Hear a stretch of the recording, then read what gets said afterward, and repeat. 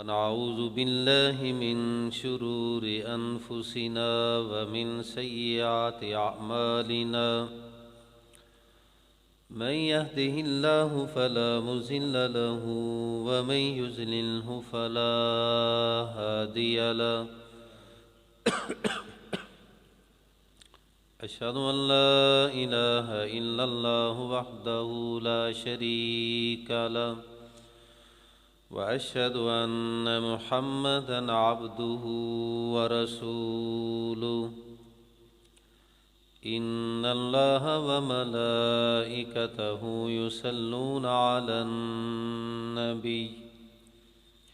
يا أيها الذين آمنوا صلوا عليه وسلموا تسليما اللهم صل على محمد وعلى آل محمد كما صليت على إبراهيم وعلى آل إبراهيم إنك حميد مجيد اللهم بارك على محمد وعلى آل محمد كما باركت على إبراهيم وعلى آل إبراهيم إنك حميد مجيد أما بعد فإن خير الحديث كتاب الله وخير الهدي هدي محمد صلى الله عليه وسلم وشر الأمور محدثاتها وكل محدثة بدعة وكل بدعة ضلالة وكل ضلالة في النار فأعوذ بالله من الشيطان الرجيم بسم الله الرحمن الرحيم ولما رأى المؤمنون الأحزاب قالوا هذا ما وعدنا الله ورسوله وصدق الله ورسوله وما زادهم إلا إيمانا وتسليما وقال النبي صلى الله عليه وسلم الجهاد ماضٍ إلى يوم القيامة أو كما قال رسول الله صلى الله عليه وسلم سامعین محترم، اللہ وحدہ لا شریک کی حمد و ثنا اور نبی کائنات رحمت کائنات امام المرسلین سید الاولین والآخرین خاتم النبیین امام الانبیاء حضرت محمد الرسول اللہ صلی اللہ علیہ وآلہ واصحابہ اجمعین کی ذات گرامی پر درود و سلام کے بعد سورہ الاحزاب کی آیت نمبر 22 آپ کے سامنے تلاوت کی ہے، اور رسول اللہ صلی اللہ علیہ وسلم کی ایک حدیث مبارکہ آپ کے سامنے تلاوت کی ہے۔ اس آیت اور حدیث مبارکہ میں اللہ رب العالمین نے جہاد فی سبیل اللہ کا تذکرہ کیا ہے۔ رسول اللہ صلی اللہ علیہ وسلم نے قیامت تک جہاد کے جاری رہنے کا ذکر کیا ہے۔ یہ وہ فریضہ ہے جو قیامت تک کسی نہ کسی صورت میں جاری اور ساری رہے گا، اور اہل حق کی ایک جماعت ہمیشہ اللہ کی راہ میں جہاد قتال فی سبیل اللہ کرتی رہے گی۔ جناب رسول اللہ صلی اللہ علیہ وسلم کی سیرت طیبہ، نبوت کی 23 سالہ زندگی میں 13 سالہ مکی دور وہ بھی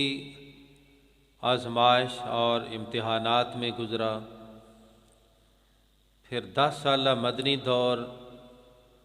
وہ اللہ کی راہ میں لڑائی اور جہاد و قتال میں گزرا ہے۔ کفر اور اسلام کی یا حق اور باطل کی یہ کشمکش شروع سے جاری ہے اور قیامت تک رہے گی۔ اہل حق کی خاطر اپنا مال جان اللہ کی راہ میں قربان کرتے رہیں گے، اور اہل کفر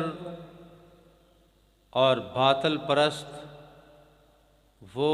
باطل کی خاطر اپنی تگ و دو اور کوشش ان کی جاری ہے۔ جناب رسول اللہ صلی اللہ علیہ وسلم نے اور قرآن مجید میں اللہ پاک نے جہاد کے بارے میں اتنے واضح احکامات اور بڑی تفصیل اور بڑی تفسیر کے ساتھ یہ مسئلہ بیان کیا ہے، اور ایمان والوں کو یہ بات سمجھائی ہے کہ کبھی بھی اپنے اسلحہ سے دفاع سے تمہیں سست نہیں ہونا چاہیے۔ لا تہنوا ولا تحزنوا وانتم العالون ان کنتم مؤمنین، نہ تمہیں سستی دکھانی چاہیے نہ غم کرنا چاہیے، غلبہ تمہارا ہے اگر تم مومن ہو، اور مومن وہ ہوتا ہے جو اللہ کی راہ میں لڑنے کے لیے ہر وقت تیار رہتا ہے۔ جناب رسول اللہ صلی اللہ علیہ وسلم کبھی بدر میں کبھی احد میں، اور جب کفار نے دیکھا کہ بدر میں بھی ناکامی ہوئی، احد میں کچھ مسلمانوں کو نقصان پہنچا، بالآخر فتح پھر اہل ایمان کی ہوئی، تو پھر یہودیوں نے دیکھا کہ مسلمان یہ سکون کا سانس پھر لینے لگے ہیں اور امن کے ساتھ عزت اور غیرت کے ساتھ زندگی کیوں گزار رہے ہیں۔ بنو نذیر قبیلہ کے چند یہودی سردار وہ قریش مکہ کے پاس پہنچے اور انہیں جا کر اس بات پر تیار کیا کہ ہمارے قبیلے اور دیگر مشرک قبائل آپ کے ساتھ ہیں، لہذا مسلمانوں پر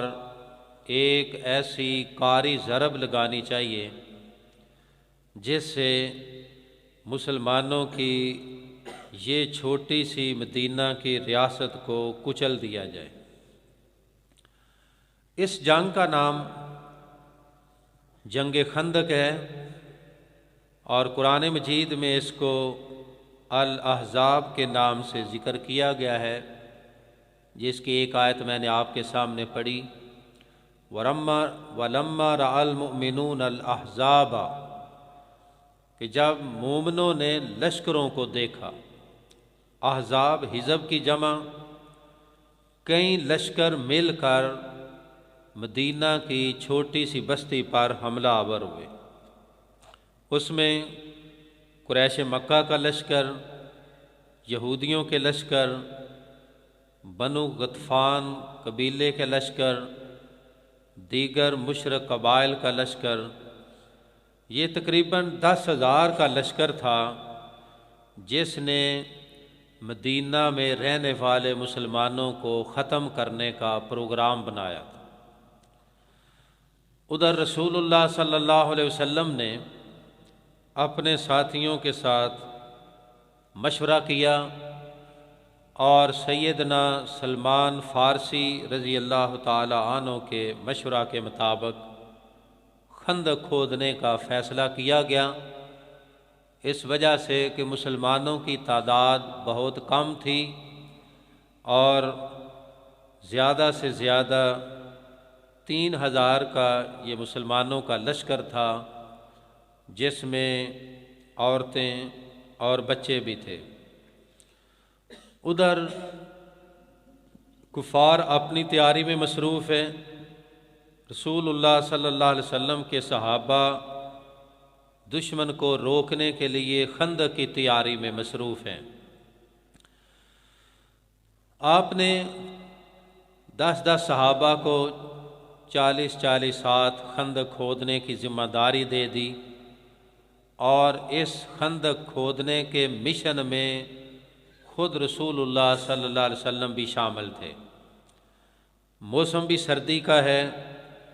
اور مسلمانوں کے حالات، مالی حالات بہت کمزور ہیں، حتیٰ کہ حالت یہ تھی کہ اتنا مشکل ترین کام کھدائی کا ہے، مگر کھانے کے لیے ساز و سامان نہ ہونے کے برابر تھا۔ تو صحابہ نے رسول اللہ صلی اللہ علیہ وسلم سے اس بات کی شکایت کی کہ کام بہت ہیوی اور مشکل ہے، طاقت والا کام ہے، مگر ہمارے پاس کھانے کے لیے کچھ نہیں تھے۔ اور بعض صحابہ نے رسول اللہ صلی اللہ علیہ وسلم کو بتایا کہ ہم نے اپنی کمر کو سیدھا رکھنے کے لیے پیٹ پر پتھر باندھے ہوئے ہیں کہ ہماری کمر سیدھی رہے اور ہم یہ کھدائی کا کام کر سکیں۔ رسول اللہ صلی اللہ علیہ وسلم نے اپنے پیٹ مبارک سے کپڑا اٹھایا اور صحابہ نے دیکھا کہ آپ نے اپنے پیٹ پر 2 پتھر باندھے ہوئے تھے۔ تو حالات یہ تھے مسلمانوں کے اس دور میں۔ کافر مٹانا چاہتے ہیں اور اہل ایمان کفار کے مقابلہ کے لیے جو بھی ساز و سامان ہے، جو تیاری ہے، وہ لے کر آ گئے۔ اب صحابہ کرام خندق کھودتے ہیں، نبی پاک صلی اللہ علیہ وسلم انہیں بشارتیں سناتے ہیں۔ بشارت کیا ہے؟ آپ فرماتے ہیں اللہم لا عیش الا عیش الآخرہ فاغفر الانصار والمہاجرہ، کہ اے اللہ زندگی نہیں ہے مگر عیش والی زندگی ایک ہی ہے اور وہ جنت کی ہے۔ دنیا میں اہل ایمان کے لیے آزمائش ہے، اور ایک حدیث کے الفاظ ہیں الدنیا سجن المؤمن و جنت الکافر، کہ یہ دنیا مومن کے لیے قید خانہ ہے اور کافر کے لیے جنت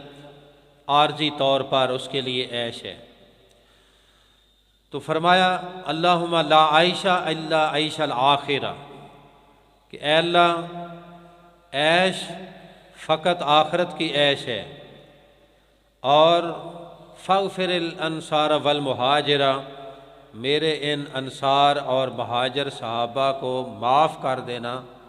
اس لیے کہ یہ بے سر و سامانی کی حالت میں تیرے دین کی خاطر اپنا سب کچھ لے کر آ چکے ہیں۔ جناب رسول اللہ صلی اللہ علیہ وسلم آپ بھی بھوکے ہیں اور آپ کے ساتھی بھی بھوکے ہیں، حالات اتنے سنگین ہیں کہ کھانے کے لیے کچھ نہیں، اور منافق الٹا مذاق اڑا رہے تھے۔ وہ یہ کہہ رہے تھے کہ مسلمانوں کا حال دیکھو، یہ کہتے تھے ہم نے کسریٰ اور قیصر کو فتح کرنا ہے، اور حالت یہ ہے کہ ان کے پاس کھانے کے لیے ایک روٹی کا ٹکڑا نہیں ہے، اور خوف اتنا ہے۔ اللہ پاک نے اسی سورہ مبارکہ کے اندر جنگ احزاب میں دشمن کے خوف کا ذکر کیا ہے۔ فرمایا وَإِذْ زَاغَتِ الْقُلُوبُ الْحَنَاجِرَ وَإِذْ زَاغَتِ الْأَبْصَارُ وَبَلَغَتِ الْقُلُوبُ الْحَنَاجِرَ، جب دشمن کے ڈر اور خوف کی وجہ سے اہل ایمان کی آنکھیں چندیا گئیں اور دل حلق تک آ گئے، دشمن کا خوف اتنا تھا۔ وجہ یہ تھی کہ مسلمانوں کے پاس نہ لڑنے کے لیے ہتھیار تھے، نہ کچھ کھانے کے لیے تھا، تعداد بہت تھوڑی تھی، اور طاقتور دشمن کے ساتھ مقابلہ ہے جو پورے جنگی ساز و سامان کے ساتھ لیس ہے۔ ان حالات میں رسول اللہ صلی اللہ علیہ وسلم کے جب پیٹ پر پتھر بندھے ہوئے تھے، حضرت جابر رضی اللہ تعالیٰ عنہ حاضر خدمت ہوئے اور آپ کے کان میں کہا کہ میرے گھر میں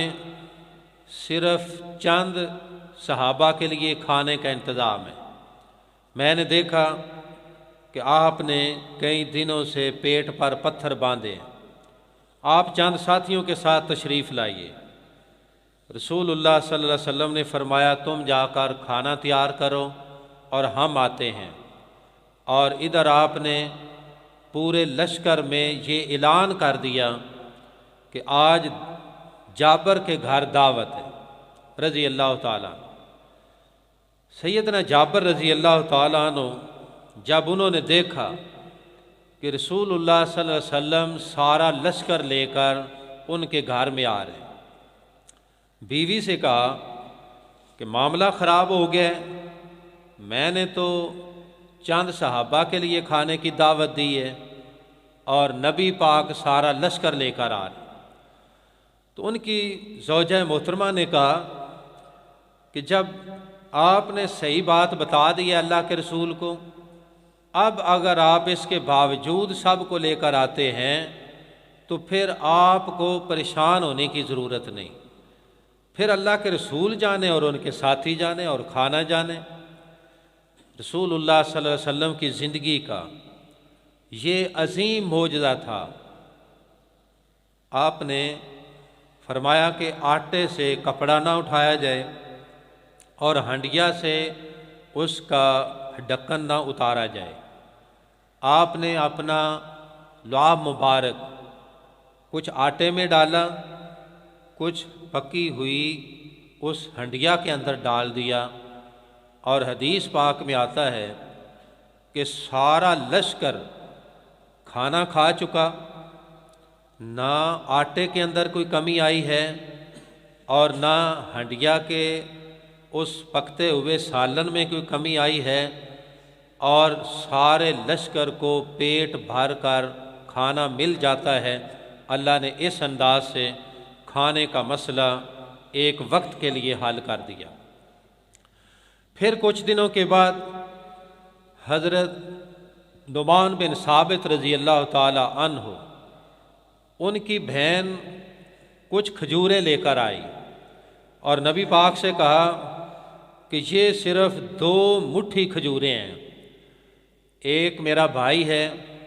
اور ایک میرا ماموں ہے، میں ان کے لیے لے کر آئی ہوں۔ تو رسول اللہ صلی اللہ علیہ وسلم نے فرمایا کہ یہ کھجوریں اس کپڑے کے اوپر پھینک دو۔ کپڑا بچھایا گیا، اوپر کھجوریں رکھ دی گئیں۔ آپ نے اعلان کیا کہ سارے لشکر کو کھجوروں کی دعوت ہے۔ اب وہ 2 مٹھی کھجوریں ہیں، سارا لشکر کھانے کے لیے آتا ہے اور اپنے اپنے حصے کے مطابق کھا بھی لیں، اٹھا بھی لیں، جمع بھی کر لیں، مگر صحابی کہتے ہیں کہ کھجوریں تھیں کہ وہ اس کپڑے سے نیچے گر رہی تھیں، بجائے کم ہونے کے مسلسل بڑھتی چلی جا رہی تھی۔ یہ رسول اللہ صلی اللہ علیہ وسلم کی زندگی کے وہ معجزات ہیں جو عین جنگ کے ایام میں اللہ تعالیٰ نے آپ کو دکھائے، آپ کے ساتھیوں کو دکھائے۔ آج بھی اگر ہمارا ایمان ہو،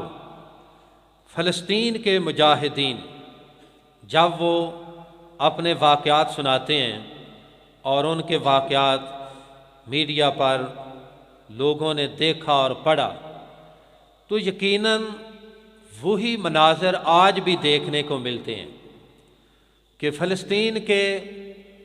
وہ نہتے مسلمان، وہ نہتے مجاہدین جن کا پوری دنیا سے رابطہ منقطع ہے، کوئی چیز اندر جا نہیں سکتی اور وہاں سے کوئی نکل بھی نہیں سکتا، اس کے باوجود 2 مہینوں سے زیادہ کا عرصہ گزر چکا ہے اور ابھی تک وہ اللہ کی راہ میں صرف ڈٹے نہیں بلکہ دشمن کو منہ توڑ جواب دے رہے ہیں، ان کا نقصان بھی کر رہے ہیں اور ان کو ٹینکوں سمیت تباہ بھی کر رہے ہیں۔ اس میں کوئی شک نہیں کہ شہادتیں تو ہو رہی ہیں، مگر کافروں کا، یہودیوں کا جو پروگرام تھا کہ ہم ان کو صفحہ ہستی سے مٹا دیں گے، یہ ان کا خواب ادھورا رہ گیا، ایسے ہی ادھورا رہ گیا جیسے جنگ خندق میں مدینہ کی بستی کو مٹانے، صفحہ ہستی سے مٹانے کا پروگرام لے کر آئے تھے۔ اب ہوا کیا؟ رسول اللہ صلی اللہ علیہ وسلم اور آپ کے ساتھی اندر سے تیر چلاتے ہیں، یہ کافر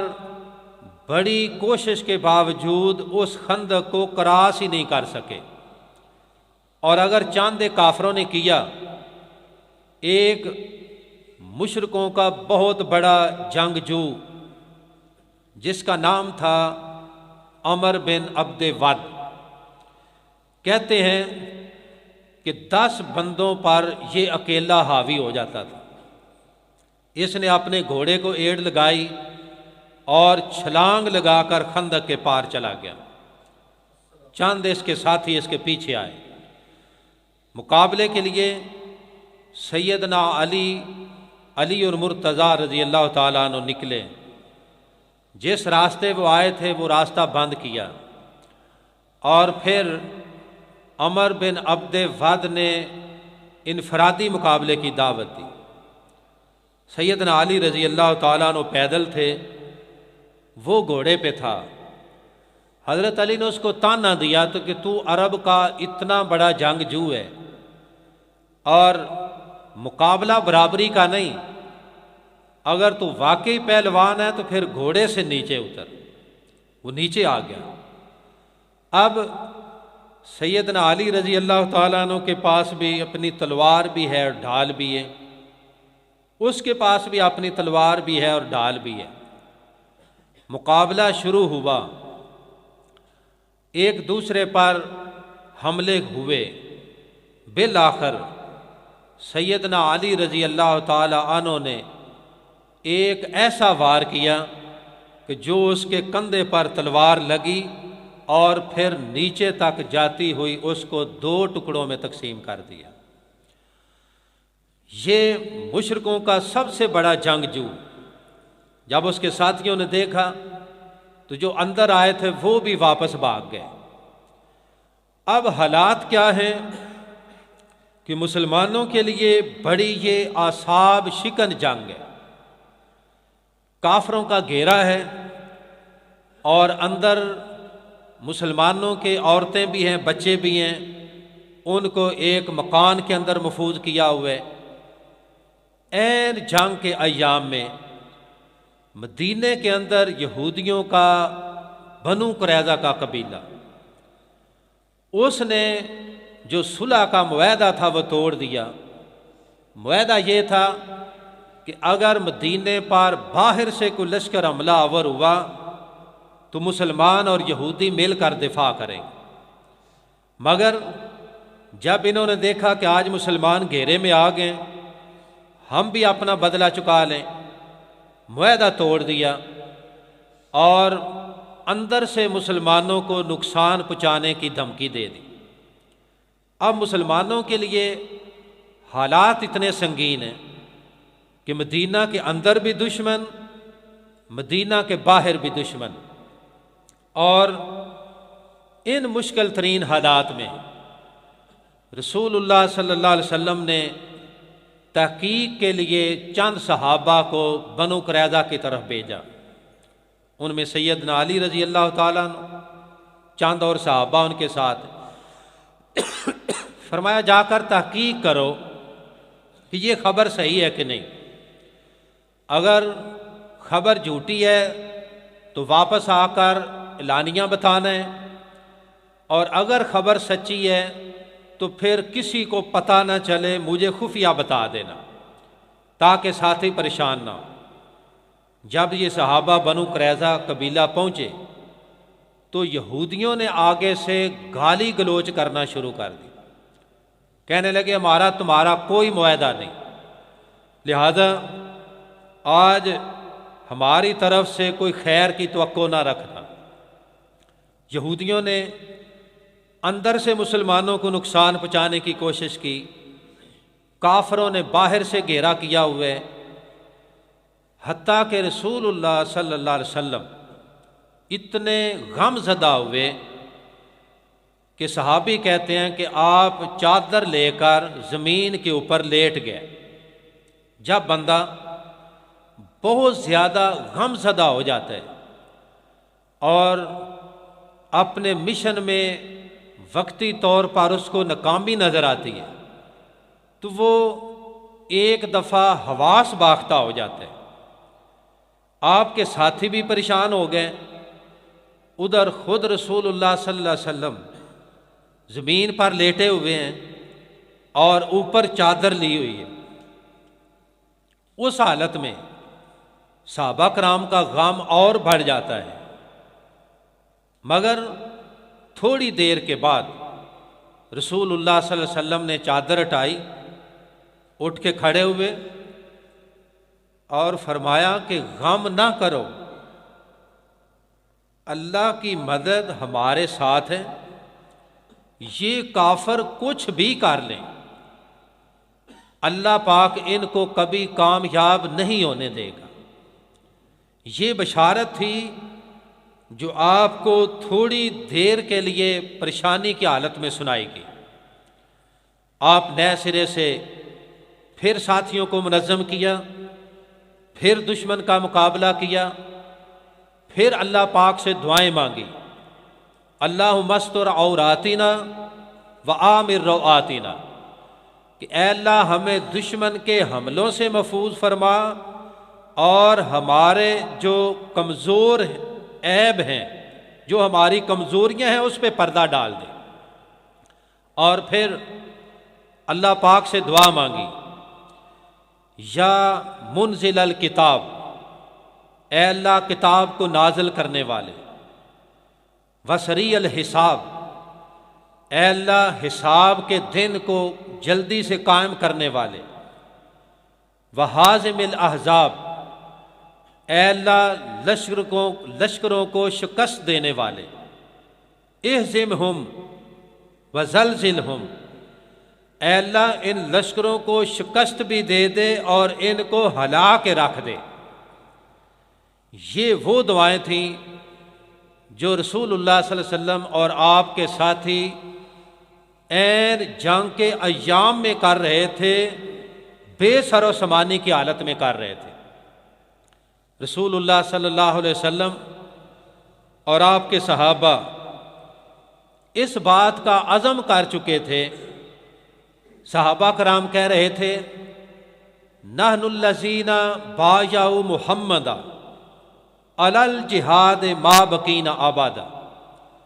کہ ہم وہ لوگ ہیں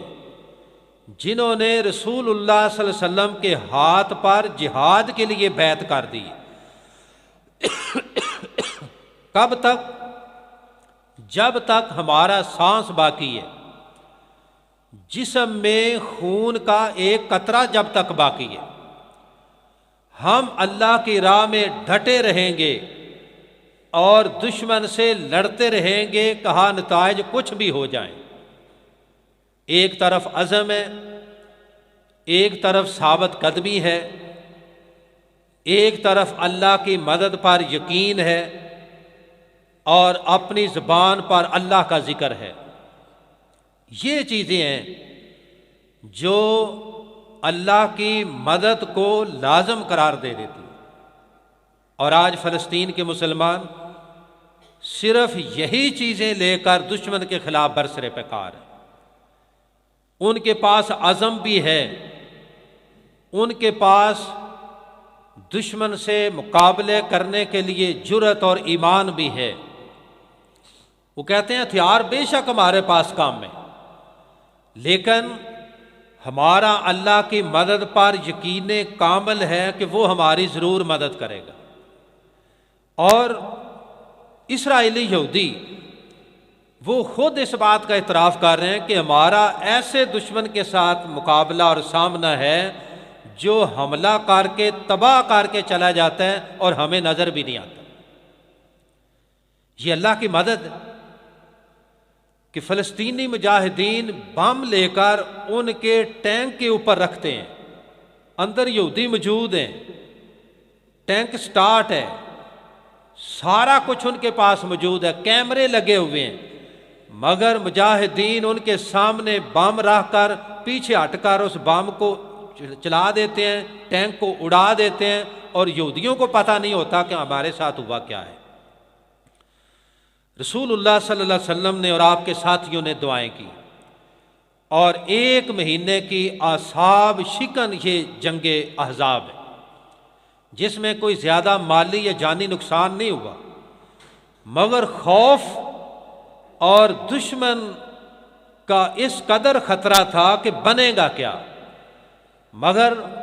جب اللہ کی مدد پر یقین تھا تو پھر اللہ نے غیب سے لشکر بھیجا. اللہ پاک فرماتے ہیں وَمَا يَعْلَمُ جُنُودَ رَبِّكَ إِلَّا هُوَ، اللہ کے لشکروں کو اللہ کے علاوہ کوئی نہیں جانتا. وہ اس قدر باریک بین بھی ہیں، اس قدر طاقتور بھی ہیں، اور اس قدر غیب کے ساتھ تعلق رکھتے ہیں کہ اللہ پاک جس کو چاہے اپنا لشکر بنا کے بھیج دے. اور جنگ احزاب میں لشکر بھیجا، مدد بھیجی ٹھنڈی ہوا کی. فل سردیوں کا موسم ہے، اور اس سردی کے عالم میں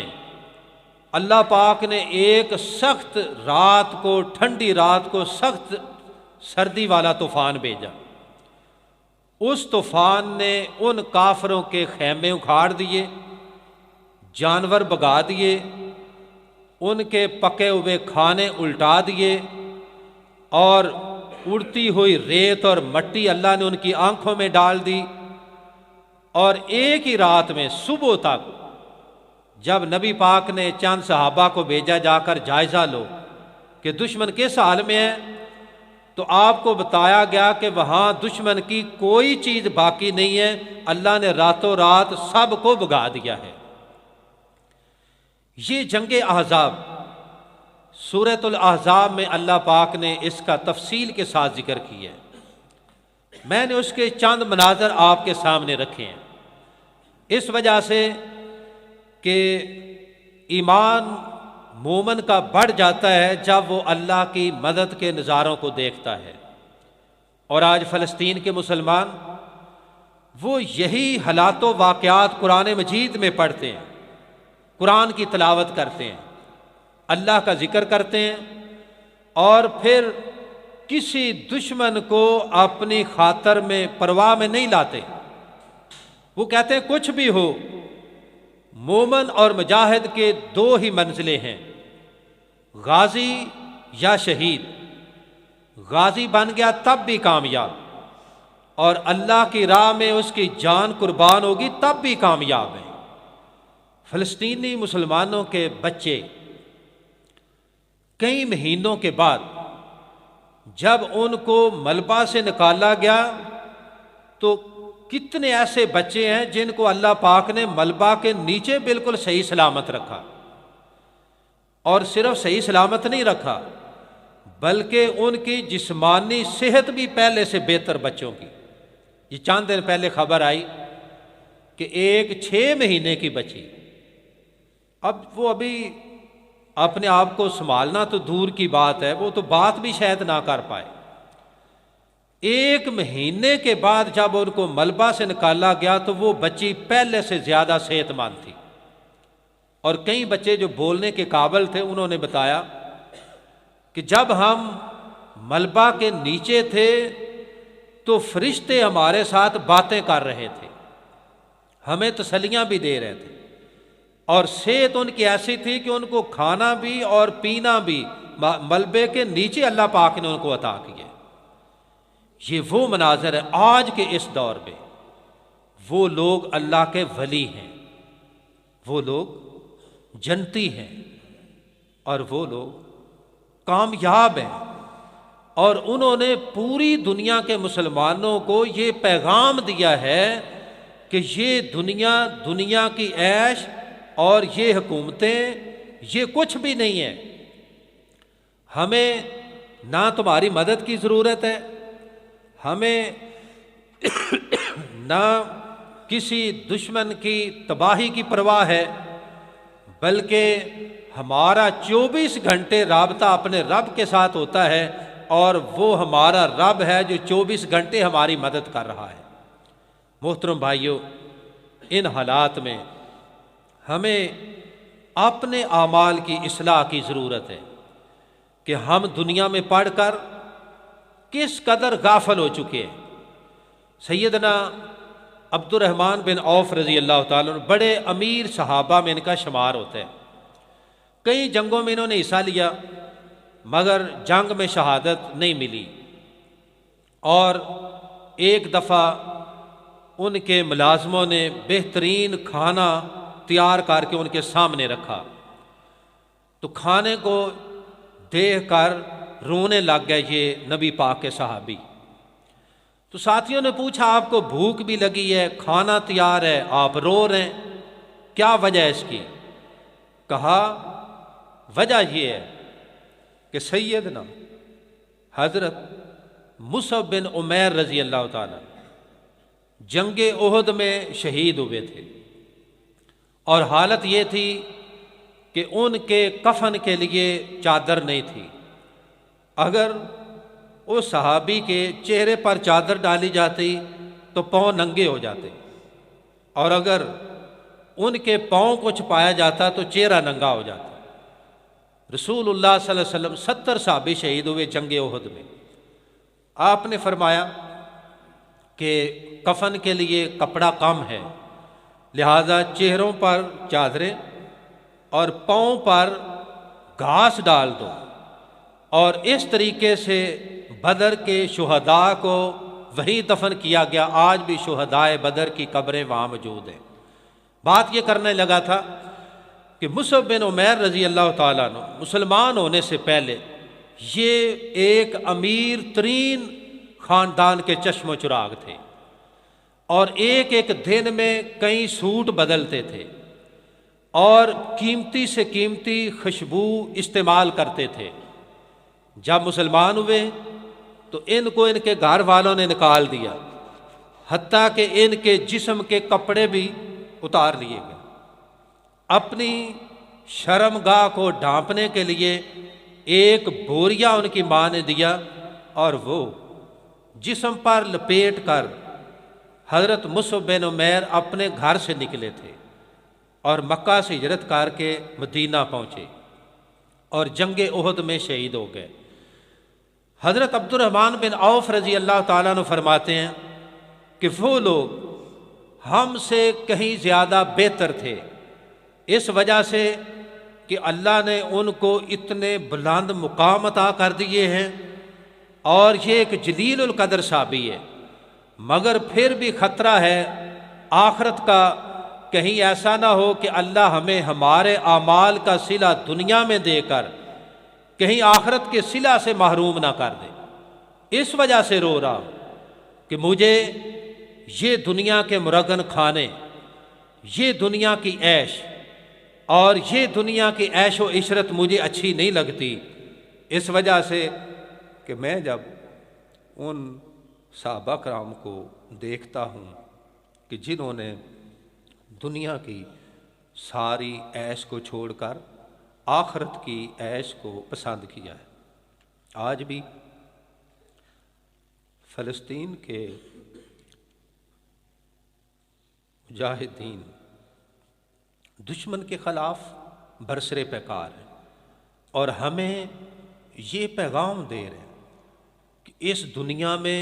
تم سونے کا نوالا بھی کھا لو پھر بھی کچھ نہیں ہے، اصل زندگی آخرت کی ہے۔ اور مسلمان حکمرانوں کو یہ بتا رہے ہیں کہ تم کب تک ان حکومتوں کو لے کر بیٹھے رہو گے، کب تک یہ تمہاری کرسیاں محفوظ رہیں گی، کب تک یہ تمہاری عشرت اور تمہاری عیش چلے گی، یہ جب تک یہ تمہاری سانس باقی ہے، اور سانس جب نکلے گی تو پھر تمہارے سامنے اندھیرے آ جائیں گے۔ محترم بھائیوں، ان حالات میں ہمیں اپنی اصلاح کی ضرورت ہے، اپنی بھی، اپنے اہل خانہ کی، اپنے بیوی بچوں کی، کہ آج ہم اس دین سے کتنے دور جا چکے ہیں جس دین اسلام کی خاطر فلسطین کے مسلمان آج بھی قربانیاں دے رہے ہیں، اور قرون اولیٰ کے مسلمان مجاہدین قربانیاں دیتے چلے آئے، اور ہمارے تک یہ پیغام پہنچا ہے۔ اللہ کا قرآن بھی موجود ہے، نبی پاک کا فرمان بھی موجود ہے، دین اسلام بھی موجود ہے، مسجدیں بھی موجود ہیں، ممبر و محراب بھی موجود ہے، مگر آج کا مسلمان ان ساری چیزوں سے دور ہے، اس قدر دور ہے کہ واپسی کی کوئی راستہ نظر ہی نہیں کسی کو آ رہا۔ مگر یہ راستہ ہمارے پاس قرآن کھول کر بیان کرتا ہے۔ جب ہم قرآن پڑھیں گے، اس کو ٹائم دیں گے، مسجد میں آئیں گے، اصلاح کریں گے، توبہ مانگیں گے، تو یقیناً اللہ پاک نہ صرف ہم کو معاف کر دے گا بلکہ امت مسلمہ کو دوبارہ پھر عزت سے سرفراز بھی فرما دے گا۔ اللہ پاک ہمیں ان باتوں کو سمجھنے کی اور عمل کی توفیق عطا فرمائے۔ سبحان ربک رب العزت عما یصفون وسلام علی المرسلین الحمدللہ۔ ان الحمد للہ نحمده ونستعینه ونستغفره ونعوذ باللہ من شرور انفسنا ومن سیئات اعمالنا من يهده الله فلا مضل له ومن يضلل فلا هادي له اشهد ان لا اله الا الله وحده لا شريك له واشهد ان محمدا عبده ورسوله اما بعد فان خير الحديث كتاب الله وخير الهدي هدي محمد صلى الله عليه وسلم وشر الامور محدثاتها وكل محدثة بدعة وكل بدعة ضلالة وكل ضلالة في النار۔ سبحان ربك رب العزة عما يصفون وسلام على المرسلين والحمد لله رب العالمين۔